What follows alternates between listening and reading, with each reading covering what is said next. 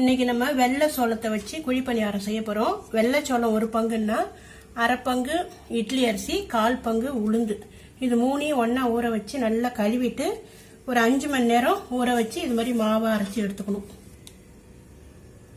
குழி பணியார மாவுக்கு ஒரு தாளிப்பு, ஒரு வானல்ல கெட்டியா வானல்ல ஒரு 4 ஸ்பூன் எண்ணெய் விடணும். எண்ணெய் காஞ்ச உடனே ஒரு ஸ்பூன் கடுகு போட்டு கடுகு வெடிக்கட்டும். கடுகு வெடிச்சுக்கிட்டே இருக்கு. இப்போ உங்களுக்கு தேவையான அளவு வெங்காயமும் பச்சை மிளகாயும் கட் பண்ணி வச்சுக்கிட்டு இதை ஒரு வதக்கி இதை அப்படியே மாவுல சேர்க்கணும்.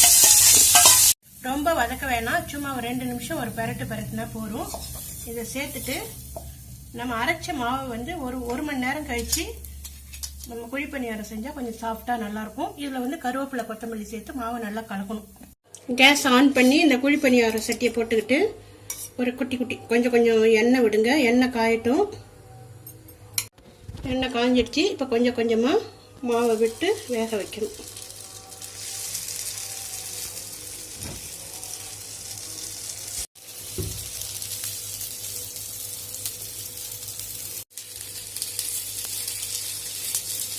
இந்த குழி பணியாரத்தை 2 பக்கமும் திருப்பி போட்டு நல்லா செவக்க வேக வச்சு எடுத்துட வேண்டியதுதான்.